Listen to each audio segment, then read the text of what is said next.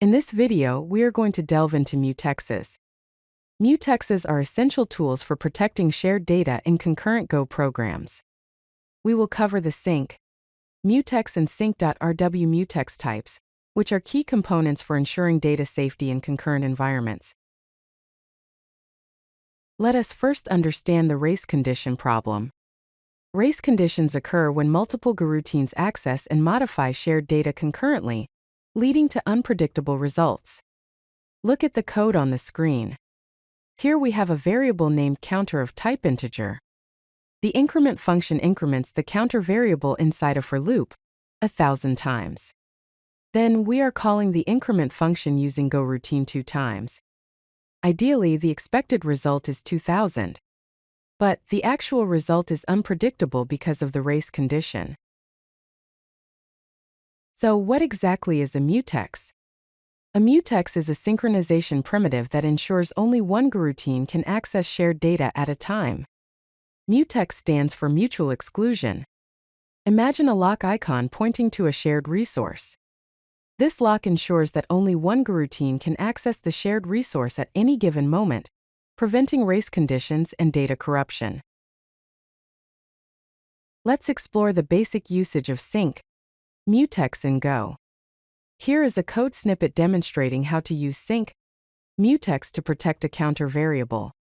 We declare a variable counter of integer type and another variable mu of sync.Mutex type. Inside the increment function, we first call mu.lock, which acquires the lock, ensuring exclusive access to the critical section. After incrementing the counter, we call mu.unlock, releasing the lock and allowing other goroutines to access the counter. With this, thread-safe access is guaranteed. Here is the critical section pattern. The critical section is the part of the code that accesses shared resources and needs protection. Look at the code snippet on the screen. The code between mu.lock and mu.unlock is known as the critical section. It is a best practice to keep critical sections as short as possible to minimize lock contention and improve performance. Now let's dive into sync.RWMutex.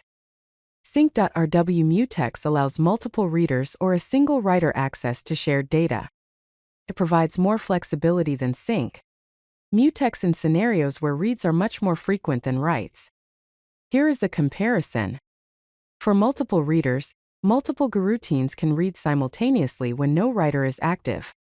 And for a single writer, exclusive access is granted when writing. Here is a practical example of RWMutex usage. On the left, we have the read operation, where we use rumu.rlock to allow multiple readers. On the right, we have the write operation, where we use rumu.lock to ensure exclusive access for writing.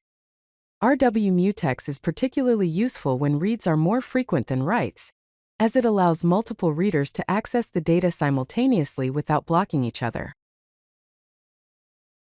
Let's summarize the best practices for using mutexes in Go. Keep it short by minimizing the duration of critical sections. Always use defer unlock calls to ensure locks are released, even if errors occur. Choose wisely between mutex and RWMutex based on your workload, using RWMutex for read-heavy scenarios. And avoid deadlocks by maintaining consistent lock ordering.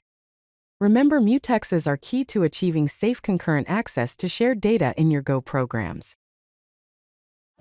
If you like this video, hit that like button and don't forget to subscribe. Visit CodeLucky.com for more such useful content.